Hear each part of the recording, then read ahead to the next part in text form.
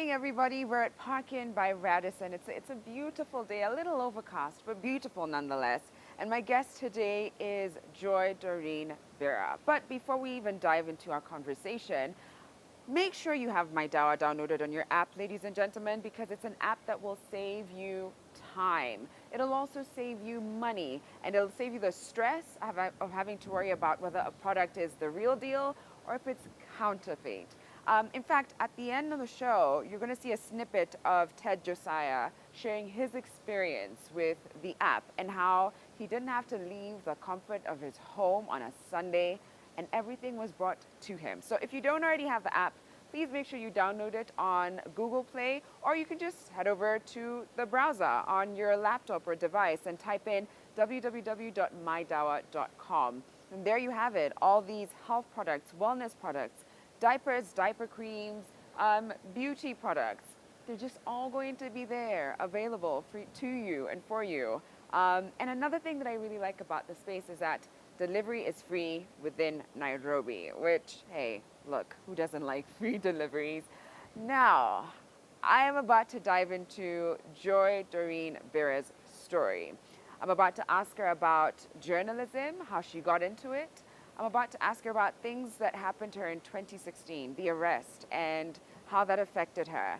We're also going to dive into other lighter stories like motherhood and some of the embarrassing things that have happened to her in front of TV, on live television.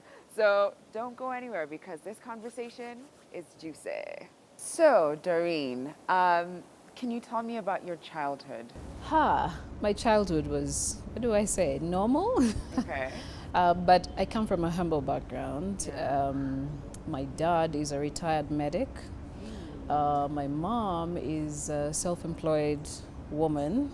My dad is now in his 70s, my mom now in her 60s. But I was born way back, 1986. Were you born then? No, not quite. I was just 3 years shy of coming into the world. Oh, wow. Yeah, just Wow. 3 years. Yeah. All right. Yeah, and I grew up in Uganda. Yeah. Went to school in Uganda as well. And my childhood, I would say, was just, I was a jolly good child, you Right. know. Yeah, I guess my name, a lot of times people thought my name resonated with my personality because I was called Joy. Yeah, so I mean, I was a happy child. We didn't have too much, but you know, we were happy with what we had at the time growing up. Yeah. Okay. And how many siblings do you have? I have, how do I put it? I have 3 half brothers, Okay. and then I have 4 other siblings on my side. So that makes us about 7 or 8. A family of 8 Yes. siblings. Yes. Plus, you know, your parents. Yeah.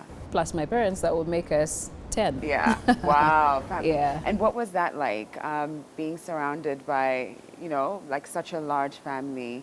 We actually didn't grow up with my half brothers, Okay. but you know, I have 3 brothers and 1 sister from my mom. Okay. So you know, we grew up a very close family. Yeah. We were very tight amongst ourselves, and you know, the fact that I only had 1 sister who is like 6 years older than me, Yeah. so I was possibly more on the boy side because she was a girly girl who just didn't want, you know, at the time to be associated with me because I think I was so young for her. Okay. But now when we grew older, you know, we got much closer, but we are like a very united 5 Family. people. Yeah. Yeah. So what were your interests in school? What did you study? Which part? So let's start with- Lower school? Let's do high school. High school. Yeah, because that's when I think you start to come into yourself and Right, right. find your interests. Yeah. What were you I was interested in? more, I think I was interested in physics. Oh, But the problem was for you to take physics, it had to go with chemistry. okay. And I was so bad at chemistry. I was so bad that I think the best grade I ever got in chemistry was probably like a 65 or Percent. something. Yeah, Okay. percent. Okay.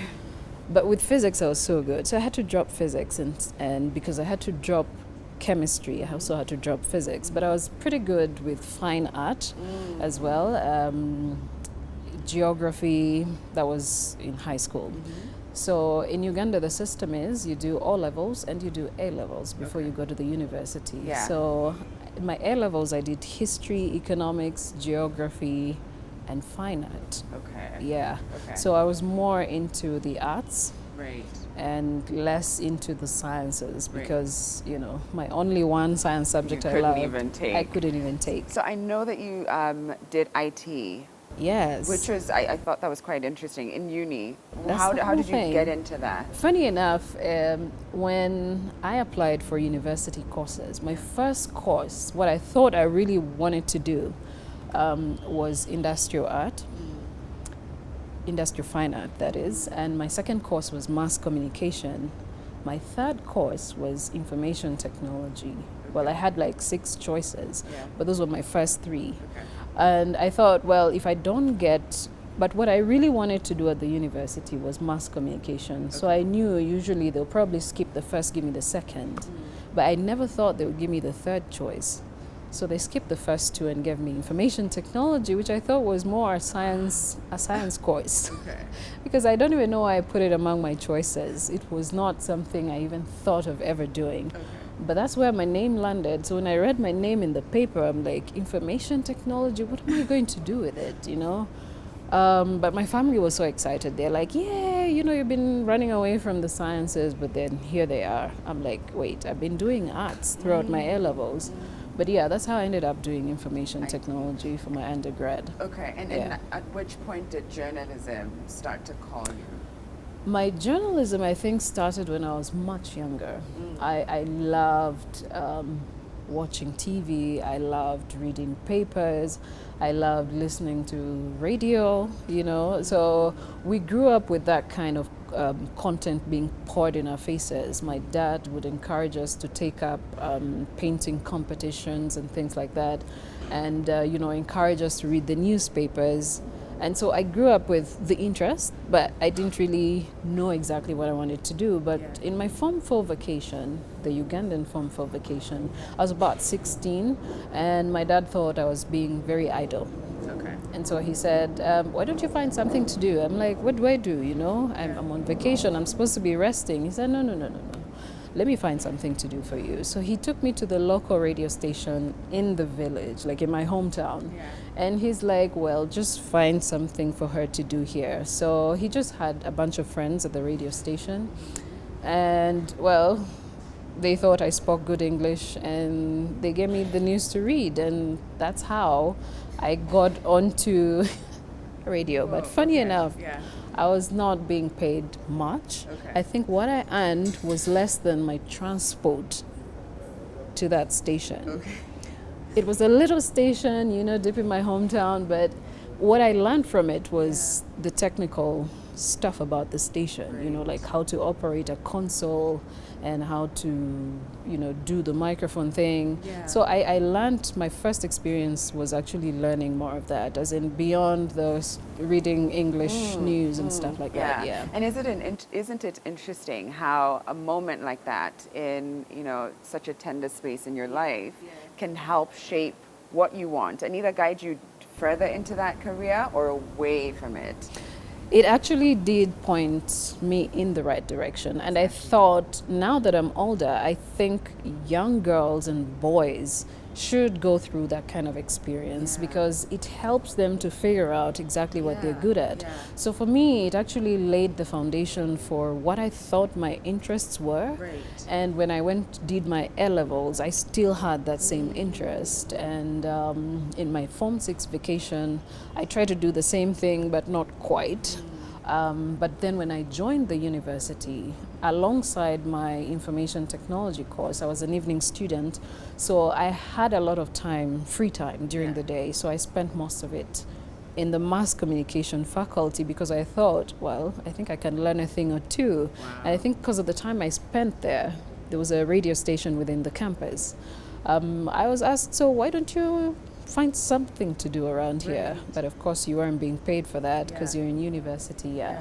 But I think that actually did train my skills because I would meet all the professors for the journalism class and they would say, I think you're doing good here, you're doing good there, you're doing good here. So I like how internship has played a big role, and it did play a big role in bringing you into your career path. One in high school, and then as well in university. So, at which point did you then, finish your IT degree and think, I think I'm going to leave this and jump into journalism? Yeah, that's a good question. When I was just about to complete my first year in information technology, that's when I was called to do an audition for TV. Okay. And honestly, TV never crossed my mind Yeah. ever. I had the interest for radio, not for TV. How did they find you? So a course mate of mine from the IT class told me, hey, there's this TV station that I'm going to audition for. Okay. Do you want to give me a push? I'm like, oh yeah, giving you a push for TV. Yes. But he didn't even tell me, you know what, could you think about auditioning? Okay. So I was excited about giving him a push. He wanted to do a sports show. Yeah. So we went, and while he was doing the audition, I was waiting for him in the hallway. And so someone came and told me, so what are you doing here? Yeah? Why don't you go up there and say your names? I'm like, say my names what? Yeah. and do what? So I went up there, said my names, and they asked me, so what do you think about TV? I'm like, I don't have interest in TV. Like, I was very bland. I don't want interest in TV. But if there's something I could do, or if there's something I would want to watch, they asked, what would that be? Yeah. I said, I'm a student at the moment, and I hardly get to watch the news. So if I could watch the news during the day or in the morning, because I always miss it in the evening, then I think that would be good. I just want to know what's happening in the papers, like where the news is at and stuff like that. Yeah. And And long story short, I think I was one of the few people who got accepted that day. I was just told, pick a piece of paper, leave your contact details, blah, blah, blah.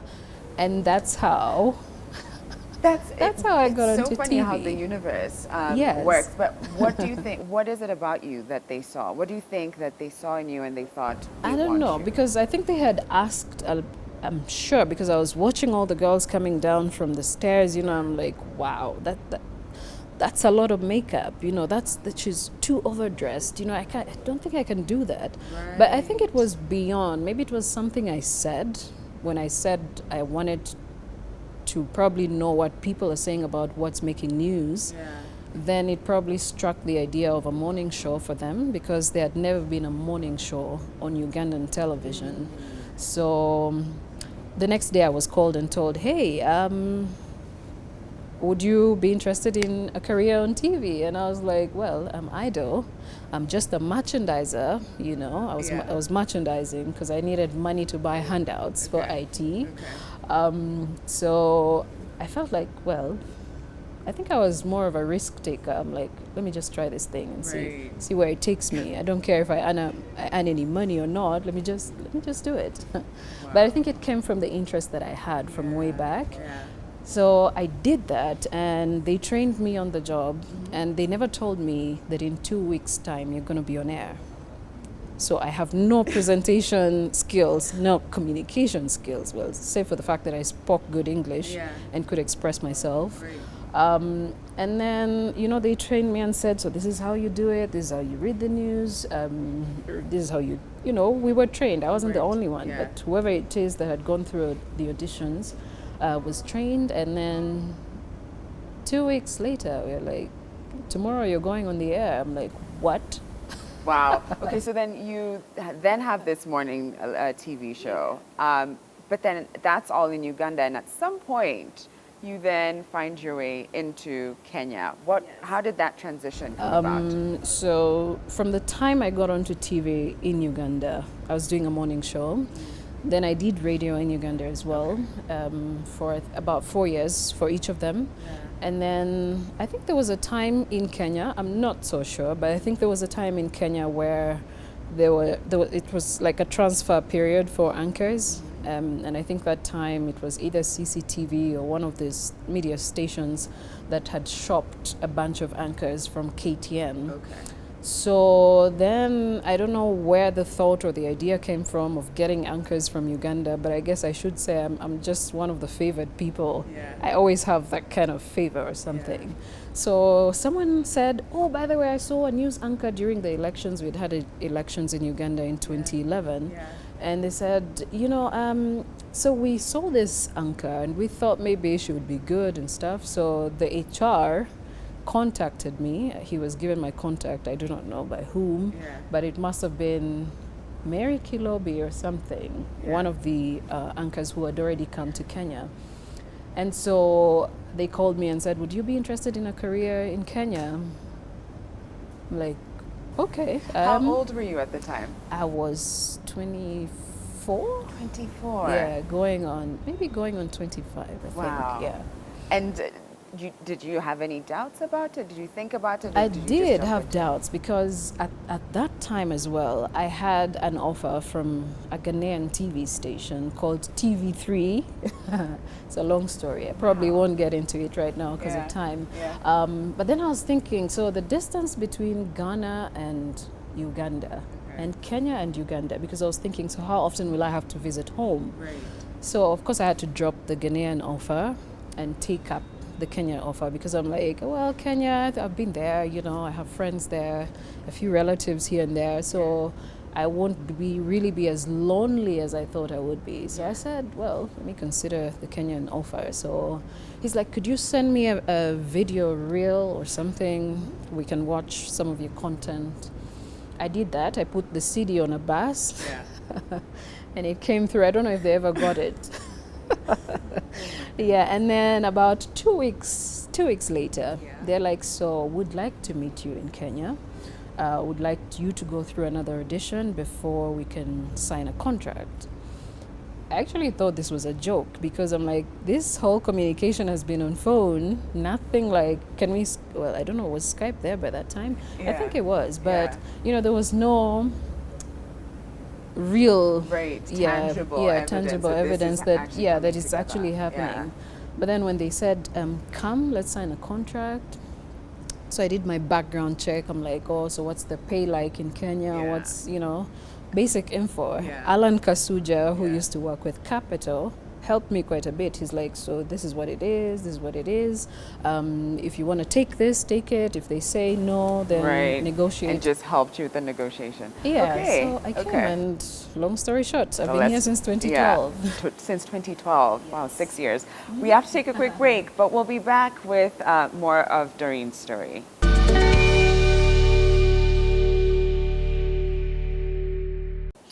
Welcome back, everybody. I've been chatting to Joy Doreen Bira and asking about her journey into journalism. And before the break, she was explaining how, she found herself in this space in front of TV without really calling for it. And during the break, I was just telling her, it feels like all these opportunities just sort of landed on your lap. Like you were just, going about your day and they just appeared. But I don't for a second believe that's that what it was it that looks easy. like. That's what it looks like. But I tell you what, there's nothing that comes easy.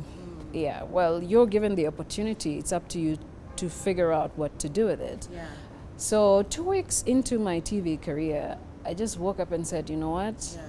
I'm tired of waking up at 4 and being at work by 5 because I have to start a show by 6 and I'm like, you know what, this thing was just not meant for me because the first time I actually did the morning show, This and we is in went, Uganda? yes, in Uganda, and I was doing the paper review. I think I held the newspaper upside down because I was so tense, I was like, oh my gosh, I've never even worn a suit before. Here I am in a suit. The makeup was like, I don't know, 6 layers. I'm like, gosh, I've been so used to my free lifestyle. The only thing I ever used to wear before was probably like a shade of lipstick or lip gloss or lip balm, But now I was into this personality that I wasn't so used to, and I hadn't been professionally trained for that kind of a job. So I'm like, I have a lot to learn. Possibly this is not the right time for me. So I just woke up and said, you know what, I'm not going to work today. So they called me. I'm like, no, I'm not coming to work today because I don't think I can do this. And I also felt like there was a part of me that that was being stolen away from me because I had never been in the limelight before. So this was all happening so fast. I was about 20 years old, and I didn't even know, what to do with that kind of spotlight. Yeah. And it was all so new to me and coming to me so fast. So I just said, no, I'm not do this. So my Okay. boss calls me and tells me, hey, there are so many people who would like to do what you're doing, but there's something about you that we think if you actually take it seriously, it could turn out to be something good for you. Yeah.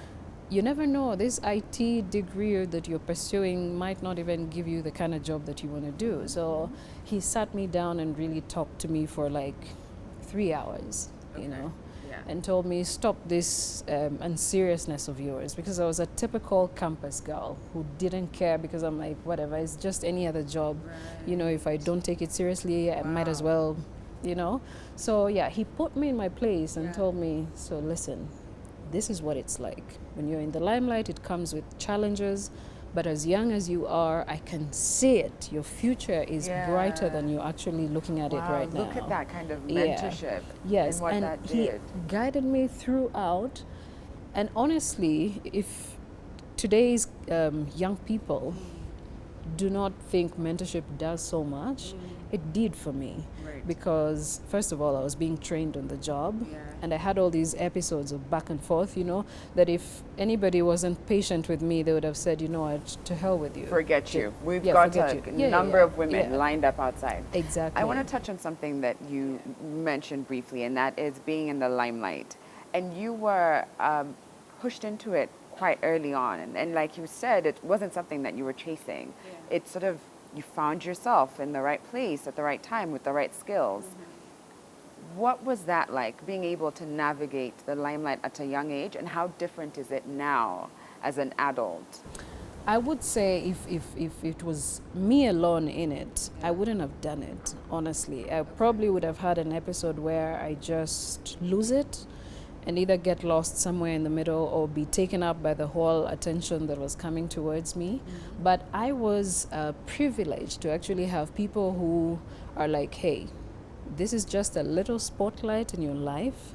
It's going to create opportunities for you. So if you do not maximize these opportunities that are coming at you while you're still young, and you get lost in the whole I'm famous kind of, bubble, there's nowhere you're going to get. So I actually was always cautious of all those things, and I had to grow up real fast because my co-host on the morning show was like, he had 6 years experience in the media. So I was very cognizant of the fact that I was learning so much, but at the same time taking advantage of the opportunities that came my way. So every time I could just say I was probably on a constant learning trajectory. And that, in a way, kept me in check because I always knew I'm not perfect. There's someone better than you. So just have that in mind always, and it will keep you in check. So that sort of helped me, throughout the journey. That really speaks to me. It kept me grounded as well. That's really resonated with me.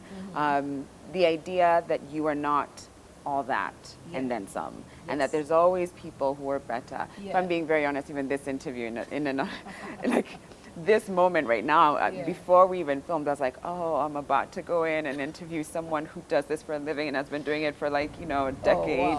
But the idea that there's someone better puts you in your place. It does. And it also helps you as well to always know that you weren't the best, but you're in it, and you have to do your best. And it's a good challenge. It keeps you on your toes.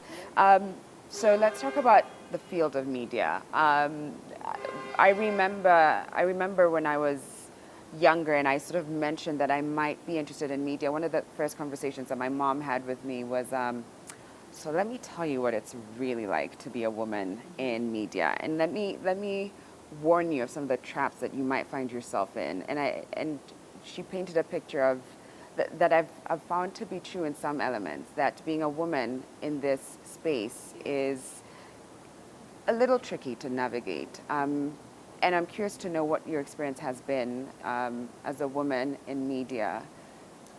Well, I wouldn't say it has been perfect. It hasn't been perfect because I think when I just started out, I was the only female on the crew that used to work in the morning. Okay. So, there are probably some challenges I would go through that probably everybody else thought, she's just acting up. And maybe sometimes I would actually feel like it was so male dominated and I'm just alone, or sometimes there are topics in the media, maybe political topics that they thought, it's not so female, so let the co-host handle this specific interview. So there were always those episodes of, oh, she's a lady, so she'll probably do the softer stuff. Right. He's the guy, he should take up the political stuff or the hard stuff. But I think with time, when they start to get confidence in your abilities, then they start to ignore the fact that you're a lady and maybe how you're going to bring out a certain topic is going to be different from how a male host would have brought it out. And when they realize that, they even begin to see that you're possibly at the same level or even better sometimes. Right. And it takes you to have like a good editor or a good producer or a good boss to actually look beyond the gender thing and just realize that journalists are just journalists. They have equal abilities and you need to treat them just as such. Right. Would you say you had to work harder to prove that? Yes. I had to work extra hard because remember, one, I was being trained on the job, and two, I came to the realization that I'm female and so I'm not going to have it easy. So for me to actually get to that point, I need to work twice as hard. Right. Yeah, for me to get that kind of recognition that, oh, she can actually handle this stuff on her own. So it's never easy, but when you put in the effort, when also you make people understand that you're not just a soft head, Right. You can handle Carry stuff. your own. Exactly. Yeah. So journalism and media comes with a lot of heavy and sometimes traumatic stories, and you've got to cover things that are difficult. How have you been able to manage that and make sure that you're in a space that is healthy, mentally, spiritually, so that you're able to, be the vessel and not have it consume you? Consume you. I like that you actually use the word consume you. It does consume you quite a bit. I'm sure you're aware of one of the worst stories I've ever found myself in was what happened in Uganda in 2016, November actually of 2016. Right. And it's funny that I had gone for my traditional wedding, and then the next day I see all these things happening. Like I'm watching them as they happen. And I'm like, so what am I supposed to do? As like my journalist instincts just kicked in, and I'm like, let me tweet, let me write something. And then before I knew it, we were in a cell. Right. But there are things you cannot unsee, Yeah. especially when you're in that phase. Yeah. And it takes you time, even up to today. Probably there's some of the things that I haven't really gotten over because I cannot unsee them.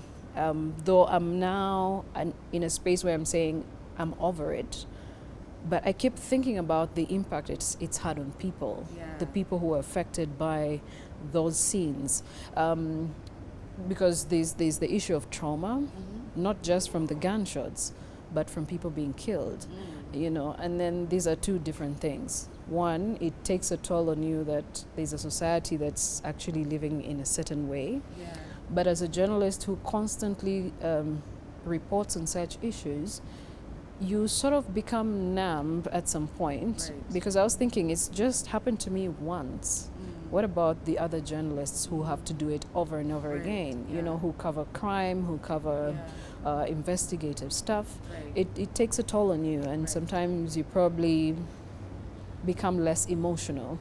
But for me it was traumatic because I thought, wow, I've actually seen all of this stuff unfold in my eyes, and I couldn't do anything about it except write something about it.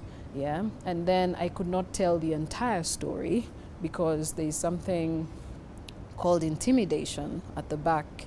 You know, if you go all out and say exactly what happened, then your family is intimidated. So they don't come directly at you, they possibly use the back door. They'll go to your family. So at some point, I was trying to weigh between, do I say it, do I not say it? But I guess that's a challenge that a lot of African journalists face. Yeah. It comes with trauma, and dealing with it, sometimes you do not know who exactly to talk to. Right. But I was lucky that at the time, KTN did offer and say, in case you need a counselor, we are going to cater to. But then, you know, when people hear counselor and they're like, an African is trying to seek counseling, and they're like, no, we don't do that, you know, you're supposed to be hardcore and suck it in, you know. I didn't see the counselor that they actually recommended to me, but I had people who were willing to listen to me, like talk me through the whole process, how it affected me, how I was dealing with it. Yeah. But I think at some point it was too much for me because I wasn't really only going through trauma or depression because of what I had seen. There was also a lot of pressure from the state. They probably thought there's more that I had seen that I wasn't saying. So I just felt like possibly that was a good time for me to just sit back, take a break for a while and detox, re-energize, probably take all this stuff out of me. Yeah. Wow. I mean, I can't imagine what that must have been like and how traumatic. Yeah, it was traumatizing, but it's something that I've managed to pull through. Yeah. Right. Yeah. I'm curious to know, what was it like? I mean, there was, you know, there was hundreds of thousands of people who came and rallied behind you. The hashtag was trending for quite a while. Free Joy Doreen. When you now, looking back, think about what that support was like, how does that feel? What does that make you think about humanity? It honestly and people? makes me feel so good. One, for the fact that I didn't know about it because while I was in jail, I didn't know anything was happening. Like there was a hashtag trending behind my name and stuff like that. But when I got out and I saw the support, it was honestly overwhelming because I was like, I had no idea. I had come face to face with death. And I'm like, wow, there was like millions of people who were in support of my release. It was I got so emotional because I was like, there's a whole lot of good humanity in this world that sometimes we take it for granted, especially with the online community. We do not know how much their support can mean to someone who is going through something so negatively, how do I put it? Something so bad. So difficult. So difficult. So for me, honestly, I am so grateful to everybody who put out a tweet and just said free Joy Doreen because it possibly mounted more of the pressure on the state to release myself and the 4 others who had been arrested with. Possibly, definitely. I'm sure that played a huge role. And also there was a lot of support from Kenya, honestly. Well, there was Ugandan support, but the Kenyan support also was A game. Okay. Now, let's go back into your career. I'm curious to know, what are the guiding principles that have helped shape your career and have helped make you, you know, Joy Doreen Bira? We were saying before how people don't just call you Joy, they don't just call you Doreen. It's Joy Doreen Bira. Yes. So what are those guiding principles that have made you who you are as a journalist? Let's see. Guiding principles, hard work, and just being humble. You know, I think one of the things that I find difficult for most people in the media is just keeping a low profile and just being humble, being approachable, having some sense of humility, you know. Sometimes the fame can get to your head and it can drive you nuts because at some point you probably think, I own this this little world of mine. So, but then forgetting that the same road you used on your way up is the same one you're going to use on your way down, should that happen. So for me, a lot of hard work. I've always had the belief that I'm not perfect and there's someone better. So that kept me always on my toes to try to get better, because I always knew, there's somebody out there who's probably better than me, but what am I doing about myself? And then just being humble. I like the fact that I come from humble backgrounds. And so that in itself has helped sort of keep me in the right space. And I find that a lot of people who we network with find it more approachable, find us more friendly, or even it's easy for them to give us all these interviews when we are down to earth, when we do not show them that we're these famous people that the society makes us out to be.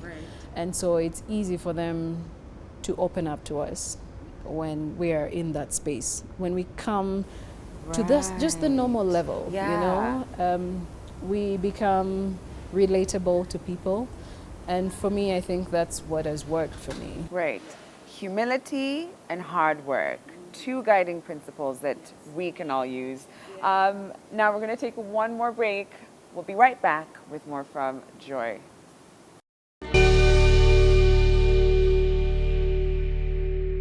Welcome back, everybody. I've been talking to Joy Doreen Bira about her journey into journalism, guiding principles that have helped shape her career. And it's interesting. Last year, you made a shift in your career, and you took on a different project. Can you tell us a little bit about that and why it was time? You felt it was time. Well, I think I just needed a detox. After being in the media for 10 years, that's the only thing I'd ever known as my career. So I felt that I needed to take a break a bit, re-energize, re-strategize. And of course, at that time, I felt like digital media had come up, and there's quite a lot that was going on, a lot of investment into digital media. So I just wanted to step back a bit, but also largely because of what I had gone through in 2016 of November. So I just felt it was just too much for me at the time, and I probably felt my headspace needed a bit of a break.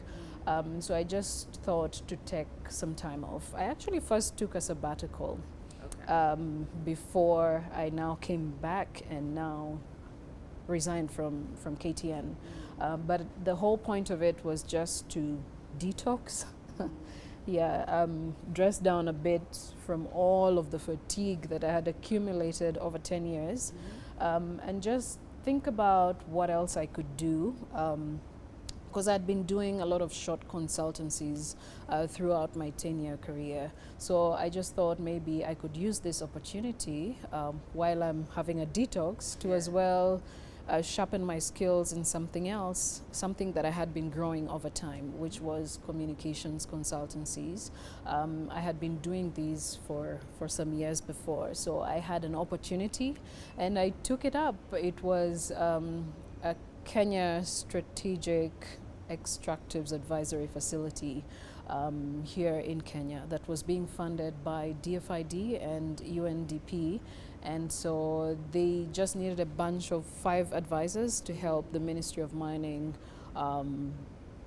with the extractives, that is mining. I know a lot of people, when they hear about mining, they're like, oh, that boring stuff. But it's actually one of the richest sectors that I have had the opportunity to work with. And Kenya, a lot of people don't know, but Kenya is rich in minerals. And I always have a feeling that young people should be able to tap into this young sector. So when the opportunity came up, I was like, why not? Let me just take it up and see. So it was a year's project, and the year has come to an end as well. So I'm possibly now thinking, well, I have all these other opportunities and I need to figure out which one exactly I need to take up next. Okay. So it's pretty much why I took the break. I Right. just needed a detox to re-strategize, but also sharpen my skills in Right. something else. Yeah, and there's something else that did happen as well. mhm. That is Yeah, that you became yeah. a mom of two. Yes. And I was curious to know, how different is it being a mom of two from just having one baby? What do I call it? It's beautiful madness, Okay. actually, if you get what Beautiful I'm saying. madness, yeah.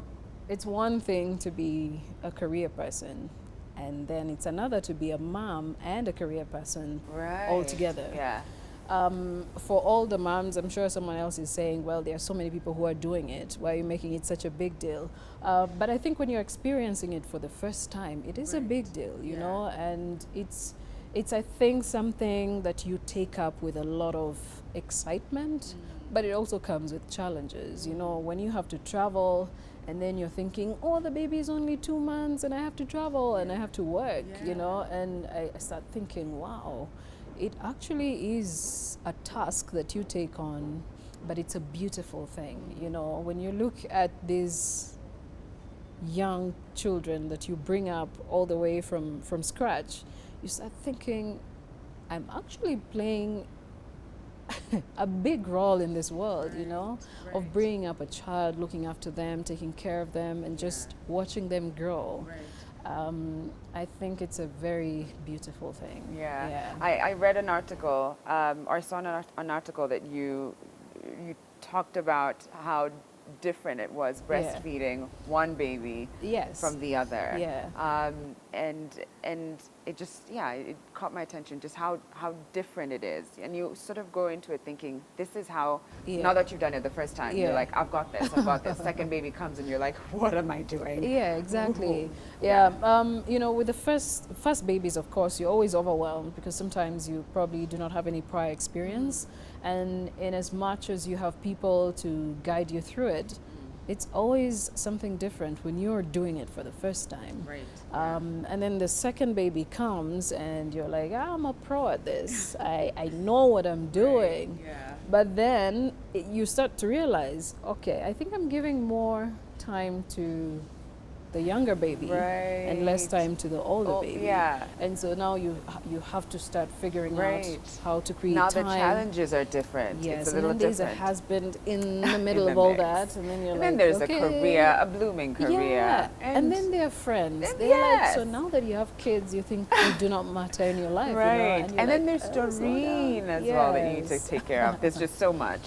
So there's too much. Yeah, let's talk about your social media. Yes. And something that has stood out for me is that you've been really championing education. I think I even saw a clip that you did, I think for you. I'm not sure what organization it was, but I did see a clip where you were explaining how important education is for you. Can you talk to us about that? Well, I was actually a beneficiary of a scholarship throughout my high school. And it came as a result of the fact that at some point, you know, my dad was doing so well, he could take care of all of us, and then the next minute, he couldn't. And I was, again, privileged enough to have a scholarship. And throughout my high school, I think for about 5 years of my high school, I was on a scholarship by the Forum for African Women Educationalists, that is FAWE. I think it's headquartered here in Nairobi. And, you know, they took me throughout my high school. And at the time I got this scholarship, I don't think there was much hope for me, education-wise. So having gone through that experience and where I am today, possibly if I hadn't been given this scholarship, I wouldn't have turned out the way I turned out today. So while my parents played a big role in laying the foundation for my education, I also think that this scholarship added on to it. And I think educating the girl child in particular is actually one thing that every parent should take very seriously, because especially in rural areas in the country, they do not really consider the girl child a priority, which is something that affects even the way the community develops. Because I think even when, I had grown into my career, I went back one time, and in one of the small villages in my hometown, there were very high levels of child pregnancy, or teen pregnancy for that matter. And there's this one particular girl who, up to today, I still look at. Well, she's much grown up now, but I still look at and I'm like, she was only 12 when she conceived. And she had a baby. Well, at the time, I think she was about 13. And she had a baby who was about a year old. And we had gone particularly for this event that was trying to tackle the issue of child pregnancy and early marriages. And she said her parents had to give her away because they owed one of the parents in the village as well, I think about 50,000 Uganda shillings. That's very little money if you convert that into Kenya shillings. And they had to give away the goat, the only goat they had, plus the girl. Wow. To a 23-year-old boy who didn't have a job, didn't have an education, and on top of that, he was not working. Yeah. So he only used to dig out shambas of people in the village to just get maybe 1,000 shillings, Uganda shillings. Yeah, so that story actually it took me back. I felt so much for it. And I've always asked myself, what difference can I make in the lives of girls like that? So once in a while, I've taken on girls at different stages of their lives, even if it's just paying school fees for them for just 2 terms or just 1 year. I try to do that and try to make a difference in their lives so they can try to see the brighter side of getting a good education. Wow. Yeah. Incredible. Yeah. What has that taught you about you and about the world, and how would you like for it to have a bigger impact? Like, is it something that you might be pursuing on a large scale, and if so, how can we all join in? Well, I think there's quite a lot. First of all, I would like to say this, that when people give birth to, when a couple gives birth to children, and these children are different genders, male and female, you don't really, in today's world, you don't really consider the fact that, oh, my daughter is a girl, she's a girl, and then this is a boy. Yeah. When you take them to school, you want them to have equal opportunities. Right. But then higher up, when they go higher up, then there's the question of, she's a female, so she should be doing this. He's a guy, so he should be doing this. So there are always those challenges that come up. And because, unfortunately, we live in an unequal world, in the rural areas, it's much worse. Rampant. Opportunities are given to the boy child and not the girl child. Yeah. And we should have equal opportunities for everybody, because the boy child has as much abilities as the girl child. So that is something that's close to my heart. And I always feel like people in rural areas need a lot of awareness to know that their girl children can grow up to be very important people. Because educate a village, and you'll actually never think about poor health. You'll never think about mortality rates. It's a better world when people are educated. Right. And I guess even just the fact that you're using your platform to highlight these issues, to talk about it, is a step in the right direction. Okay, so I now want to dive into a quick segment. Okay. Yeah, called Beat the Clock. Okay, all right. And the idea is to try and ask you questions to get to know you a little bit better. So you've got to answer really quick, right? So, first one. What is the first and last thing you do before you wake up and you go to bed? Pray. Wow. Okay, would you rather go camping or sleep in a luxury hotel? Camping. Really? Anytime. You're a camp girl? Yes, I am. Wow. Is it a surprise? No, I mean, I don't know what I was thinking. I guess I would. Like Yeah, I luxury? don't know, I don't know. No, But no. given two choices, which one would you go for? Instagram or Twitter? Twitter. Why? I talk less. Okay. So only, how many? 240 characters now? Yeah, yeah. Yeah, and I don't have to go all the way. And also, I'm a low profile person, so I'm not Okay. the kind who will put my whole life online. Okay. So I feel like on Twitter, I'm more. Right, right. What's the most embarrassing thing that's ever happened to you on TV? Or unexpected thing that's ever happened to you on TV? I tell you what, Yeah. when I had just started my career, that's why I'm telling you it's never easy. Yeah. People think, they look at you and they're like, it's all good It's a and all good that. life, glam. So this station that I was employed at, Yeah. the TV station Yeah. in Uganda, when it had just started, it was a very small station, very young, though now it has grown up to be one of the top stations there. Mm-hmm. But there was this one time, we used to have a lot of power cuts, during the live shows.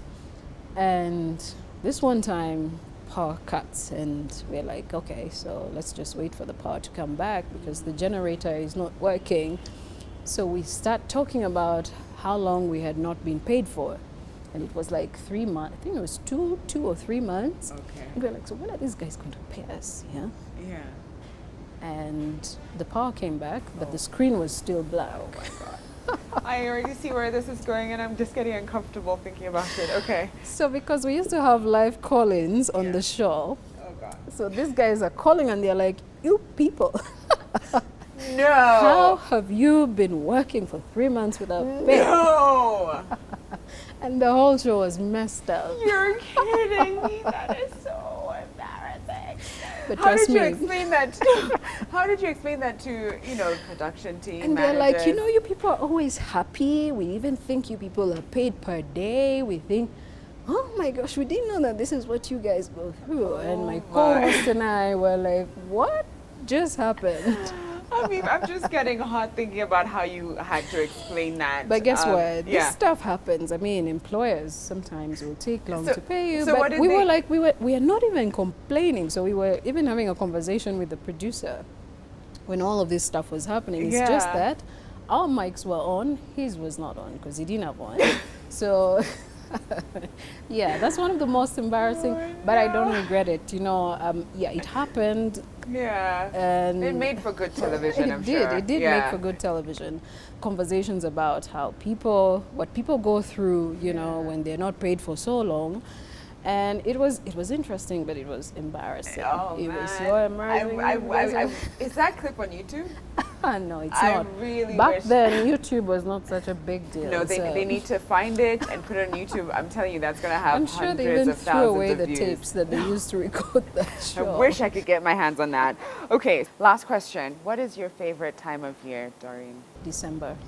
Why is that? It's family time. Yeah. Everybody loves family time. Even if they don't like it, it's just by default, it's holiday. So you do not have a choice but to just get into the mood. Right. And I find that people are happy, in December. Yeah. They're looking forward to meeting people they haven't seen in a long time, their grandparents, their great-grandparents, looking to introduce their children to their grandparents. So it's like a whole lot of good vibe family going on time. around. Yeah. It's my favorite time of the year Yeah. too. Doreen, this has been such an honor. Thank you. Thank you for having me. Oh, the pleasure. So what name do you go by on the show? Sharon. Sharon. Yeah. Wow. Pleasure. Sharon. Pleasure. Nice. pleasure. It was. Yeah. I think for me, the thing that really stood out was what you said about humility and always understanding that you are not all that and more, and having that be the grounding factor in anything that you do, whatever career path that you choose. Just knowing that you can do better and is someone much better. Yes, Yeah, and I that's think what I'm taking with me. that's for sure. Also, I don't want to leave this place without talking about God. You Yeah. know, God has been so good to me. Right. I would say I'm here because of Him. Yeah. But I also want to tell people out there, young people especially, that sometimes your will to learn can determine how much you earn in future. I didn't visualize this kind of future, but it did happen. I took it seriously, and it has turned out so good for me. I'm able to do things I never thought I would do before. Wow. A hashtag God's favorite. That's your hash. That's one of the things on your Instagram bio. Hashtag God's favorite. That's right. Wow. Thank you guys for watching. Please remember to follow us on Instagram, Twitter, and Facebook. We might have some behind the scenes stuff with Doreen. Okay. So make sure you're following us there. For now, I would love for you guys to hear what Ted Josiah had to say about My Dawa and his experience on the app. So take a look. Living with S in association with My Dawa. So I am with the Ted Josiah that we fawn over on Instagram because of your gorgeous daughter. He is a creative geek and he is a My Dawa lover, follower, user. Yes. Yeah. So tell me about your experience with My Dawa now that we're here and talking about it. This is how I stumbled upon them. We moved house about a month ago, and when we moved house, there was a change of water, and I started realizing that little Jay was getting a bit of eczema, and it was because of the change of water, and this is like on a Sunday, so I panicked because, she's a girl, you don't want her to have skin issues, and then I stumbled on My Dawa, and they said they could do the delivery within 2 hours. And on Sundays, I normally don't have a nanny or anybody to help me. So I don't want to drive around with my baby, so they brought the medicine to me.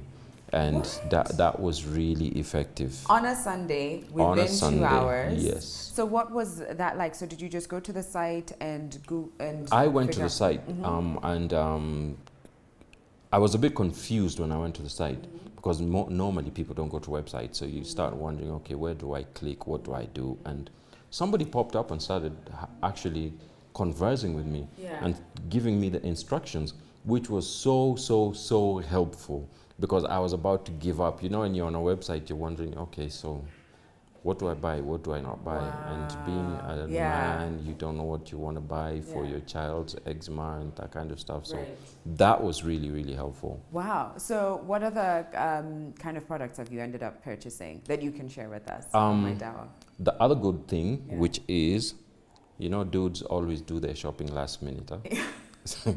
We wait until the last spoon of sugar has gone into the tea and you think, oh crap. So the last diaper. No, Ted. Not last diaper. I'm a guy. The last diaper. Not the last diaper. And My Dawa delivered before the last diaper was consumed. That's my worst nightmare. It's my worst nightmare. Currently, I don't have enough diaper cream. And I mean, it's enough to last me maybe a week, but I'm already like, oh my gosh, my diaper cream is about to run out. So I know for a fact I'm going to go order from My Dawa. Exactly. But that's so crazy. So would you recommend My Dawa to someone? To parents, yes, but also just to guys, because sometimes guys are wondering, well, I don't want to go into a chemist to buy my beauty products, I don't want to look like I'm a bit too camp. They've got issues with that. So you can go onto My Dawa and buy your health and wellness stuff. You can buy your beauty products. There's so many other things that you can get off My Dawa. That's true. So it's not just for parents, it's for just people who want that convenience. I mean, it's as easy as when you're needing to M-Pesa somebody money. Now you can M-Pesa yourself medicine. I mean, how cool is that? Whoa, that's actually a great, great point, that you don't have to go far. You don't have to get out of your house. You don't have to go out of your way to purchase these items. You can do it. And it's great, not just for guys or parents, even girls. I've seen a bunch of beauty products. And another thing that I love about My Dawa is that obviously they've got a very stringent process when it comes to bringing in quality products. Exactly. So you're not going to get any fake diapers, which is a big issue. That's a big one. I'm raising a girl, and the diapers hold the girly bits in, and you don't want the girly bits to be affected by what? Are you embarrassed by that? No, Sorry. it's not. I'm just thinking it's so funny that you're like, I mean, I feel like this is a conversation for another day. But what girly bits or boy bits, who knows? Both, you just want to make sure that your baby, your child is good to go. Thank you, Ted. And there you have it. Ted would recommend it to anyone. So if Ted says it's good enough for his daughter, for himself, it's good enough for you. It is. Thanks, Ted. You're welcome. This Christmas, My Dawa has got you sorted with a pack put together specifically for you. Are you an alpha male, a gentleman with a keen sense of style and confidence? The swag pack is for you. Impress the ladies this holiday season. Use the discount code S15 for 15% off of your first order. Download the app or visit www.mydawa.com to get your swag pack. Hashtag live well with My Dawa. Living with S in association with My Dawa. All right, you see why you should have My Dawa on your phone, or at least available right easily on your screens, on your laptop. He didn't have to go in to a chemist on a Sunday. It was brought to him. So if you don't have the app already, download it or check out www.mydawa.com and voila, everything you need at your fingertips. Thanks for watching, everybody. I'm now going to leave you with our WCW, and thank you to Park Inn by Radisson. Beautiful view from 11th floor. You see the city from here. Stunning. We'll see you guys tomorrow, and have a great day, everybody. Bye.